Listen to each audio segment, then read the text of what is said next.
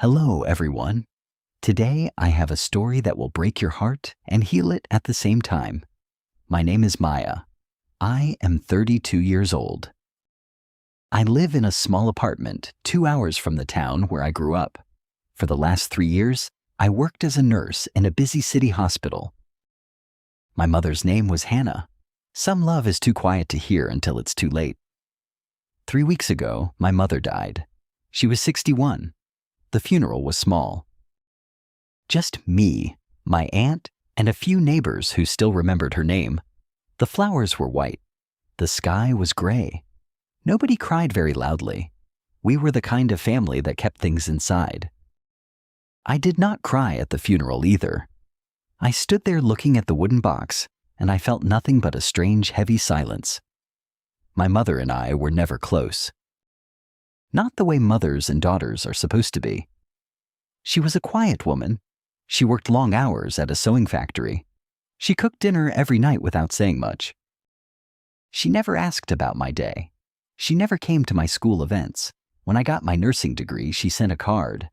No party, no phone call, just a card.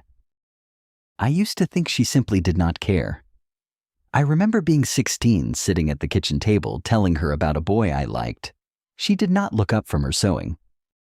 She just said, "Be careful who you trust." That was it. No questions. No warmth.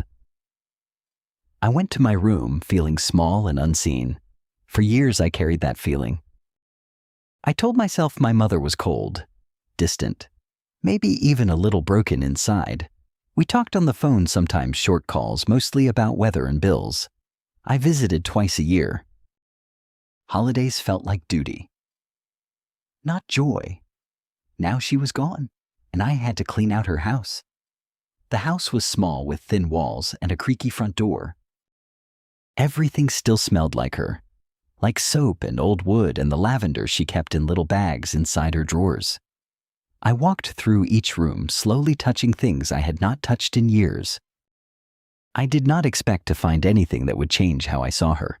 I thought I knew my mother completely. I thought I understood the shape of her silence. I was wrong. Inside that house was something she had hidden from me for 30 years. Something that would tear open everything I believed about who she was and who I was to her. I started in the living room. Old photographs, worn furniture, a clock that had stopped years ago. I put most things into boxes for donation. It felt strange deciding what mattered and what did not for a person I thought I knew. Then I reached her bedroom. The bed was made perfectly, the way it always was. A small wooden desk sat by the window. My mother used that desk to pay bills and write letters to my aunt. I opened the top drawer. Pens. Old receipts. Nothing unusual. The second drawer was different. It was locked. I pulled at it gently, then harder. It did not move. I searched the desk for a key. Nothing. I checked her jewelry box, her coat pockets, the kitchen jars where she kept spare buttons and coins. Still nothing. I almost gave up. Then I remembered something. My mother always wore a small gold necklace, the one she never took off, not even to sleep. I had assumed it was just jewelry. When I lifted the small pendant, it opened. Inside was a tiny key. My heart began to beat faster. I walked back to the desk. My hands were shaking just slightly. I told myself it was probably nothing. Old tax papers. Maybe a few letters from my father who left when I was 4 and never came back. I slid the key into the lock. It turned. Inside the drawer was a single envelope. Yellow with age. My name was written on the front in my mother's careful handwriting. Not Maya. She wrote my full name the way she did only on serious occasions. Maya Eleanor Hartley. I had never seen that key before. I had never seen this envelope before. And somehow sitting there in her quiet bedroom, I already knew that whatever was inside would not be small. I sat on the edge of her bed. The envelope felt heavier than paper should feel.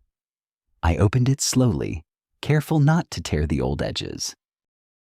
Inside were several pages folded in half, written in the same careful handwriting. I unfolded the first page. My hands would not stop shaking. I expected birthday wishes, maybe an old recipe, something ordinary. Instead, the very first line stopped my breath. Maya, if you are reading this, then I am gone, and there are things I never had the courage to say to your face. I read it again. Then again. My mother was not a woman who apologized. In 32 years, I could count on one hand the time she said, "I'm sorry." Seeing those words on paper in her handwriting felt like hearing a stranger speak with her voice. I kept reading. I'm sorry I never told you the truth. I'm sorry I let you believe things about me that were not true. I was afraid that if I explained myself, you would ask questions I was not ready to answer. If she was hiding something, if she had carried it alone for years, if she chose silence over the risk of being truly known, then the mother I thought I understood was only a shadow of who she really was. The room felt too quiet. My mind went back to all the years I called her cold. All the times I told my friends, half joking, half hurting, that my mother loved her sewing machine more than she loved me. One Christmas came back to me too, the year I cried in my room, because she forgot to wrap my gift, only later realizing she had worked a double shift that week just to afford it. My chest tightened. I turned to the second page, and that was when I understood that everything I believed about my mother's silence was about to change. The second page told a story I never knew. When my mother was 25, before I was born, she had been accepted into a nursing program in another city. It was a full scholarship, one of only a few given that year. She had dreamed of it since she was a teenager, helping sick neighbors reading medical books from the library. She never told me this. Not once. A month before the program began, she found out she was pregnant with me. My father, the man who left when I was 4, told her to choose the scholarship or the baby. He said he was not ready to be a father either way, but if she kept the baby, she would be doing it alone. She chose me. If you are enjoying this story so far, take a moment to like this video and subscribe to the channel. It helps more people find stories like Maya's, and it means a lot to us. My mother gave up the scholarship. She gave up the city, the program, the future she had imagined for herself. She took a job at the sewing factory because it was the only work she could find with no degree and a baby on the way. She worked there for the next 30 years. I never told you because I did not want you to carry guilt for something that was never your fault, she wrote. I gave it up so you would never have to choose between your dreams and someone you love. I wanted you to have both. I thought of every late shift she worked. Every time she came home with sore hands and said nothing about it. Every time I rolled my eyes because she seemed tired, distant, uninterested in my life. She was not uninterested. She was exhausted from giving me a life she never had the chance to build for herself. I had judged her silence as coldness. It was never coldness. It was 30 years of an unspoken sacrifice folded quietly into every dinner she cooked and every bill she paid alone. I sat with the letter on my lap and let the memories come back one by one with new eyes. I went back to being 12 years old, asking my mother why we never went on vacation like other families. She said only, "We do not have that kind of money." I rolled my eyes and walked away, certain she simply did not want to spend on me. Now I understood. Every spare dollar had gone to my school shoes, my textbooks, the small things she never mentioned. There was the time I was 17, begging her to come watch my school play. She said she had to work. I performed that night feeling invisible, convinced she did not care about the things that mattered to me. I thought she didn't care. I was wrong. I remembered being 20, calling her crying after a breakup, and her voice staying calm, almost flat, saying only, "You will be all right. You are stronger than you know. I had wanted comfort, softness tears with mine. I got short sentences instead, and I decided that meant she felt nothing. She felt everything. She simply never learned how to show it without breaking. The letter continued. Your father told me once that love was supposed to look a certain way, flowers, soft words, long conversations. I never had the words. I only had work and food on the table and a roof that never leaked. I hoped somehow that was enough. I pressed the paper against my chest and closed my eyes. It was enough. It had always been enough. I simply did not know how to read it. For the first time since the funeral tears came, not slow tears, not quiet ones. They came fast and I let them, sitting alone on my mother's bed, holding the proof of a love I had spent my whole life misunderstanding. I wiped my eyes and turned to the last page. The handwriting here was different, less steady, as if she had written it, slowly stopping often. Maya, I do not know when you will read this. Maybe I will be gone by then. Maybe I will finally tell you myself if I ever find the courage. But if you are reading this without me beside you, please hear these last words clearly. I held my breath. You were never a burden. You were never the reason my life felt smaller. You were the reason it felt like it mattered at all. Every tired night, every long shift, every silence you mistook for distance, it was love. It was always love. I simply did not know how to wear it on the outside. The room went silent. I could not move. If there was a moment in my life I would carry forever, it was this one sitting in her quiet bedroom, hearing my mother speak to me for the first time without fear, without distance, without 30 years of silence between us. I am proud of you, Maya. I've always been proud of you. I hope somewhere inside you, you already knew that, even when I never said it. Some love is too quiet to hear until it's too late. I read those words again and again until the page was damp from my tears. Every year I had spent believing my mother loved her routines more than she loved me. Now felt like a mistake I would carry forever, a misunderstanding I would give anything to undo. But she was gone. The only thing left was paper ink and a love I had never fully seen until it was the only thing remaining. I folded the letter gently and held it against my chest, the way I imagined she once held me quietly without needing words. In the weeks that followed, I kept that letter in the drawer of my own desk, in the same spot where she once hid it from me. I do not visit her grave often. I'm not someone who finds comfort in stone and grass, but I talk to her sometimes quietly in my apartment, in the same way she once spoke to me through paper instead of words. I forgave her for the silence. It was never coldness. It was the only language she knew how to survive in. I forgave myself too for every year I spent believing I was unloved, when really I was loved in a way I simply had not learned to read yet.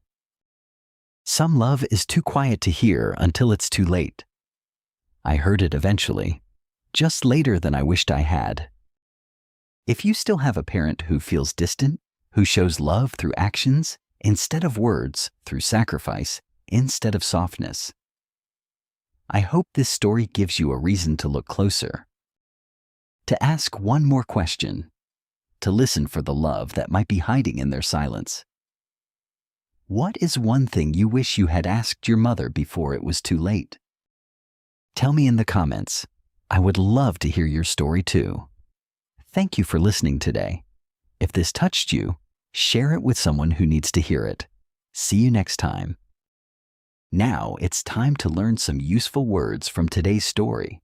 Silence means the complete absence of sound or speech.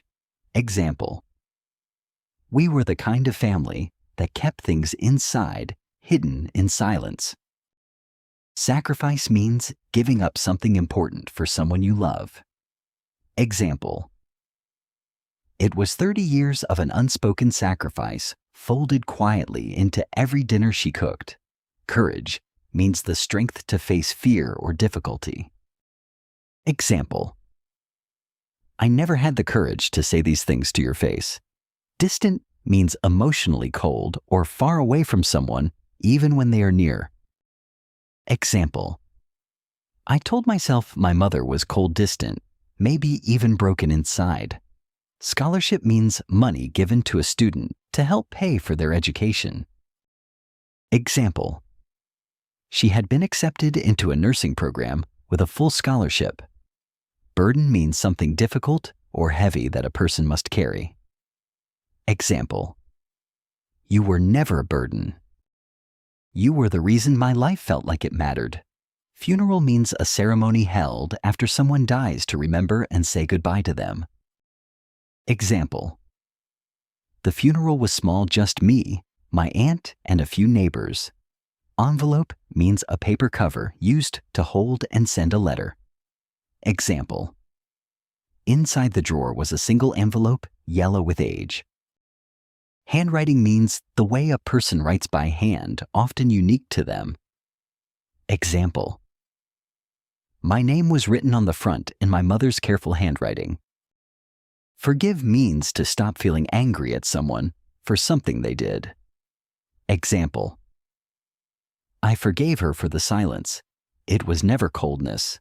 Proud means feeling deep satisfaction and happiness about someone's actions or qualities. Example: I am proud of you, Maya. I have always been proud of you. Unseen means not noticed or not given attention. Example: I went to my room feeling small and unseen. Now it's time for shadowing practice. Listen and repeat after me. Speak slowly, clearly, and with feeling. I felt small. I felt unseen. She never said it, but she lived it. Love does not always speak. Sometimes it only stays. I was wrong about her. I forgave myself too. Some love is quiet. It waits to be heard. Now, try these longer sentences. She gave up her dream, so I would never have to choose between mine. I judged her silence as coldness, but it was never coldness at all. If you still have a parent who feels distant, look closer at their love. That's it for today's lesson. I hope Maya's story touched your heart, and these words help you on your English journey. What is one thing you wish you had asked your mother before it was too late? Tell me in the comments below. Thank you for learning with me today. See you in the next story.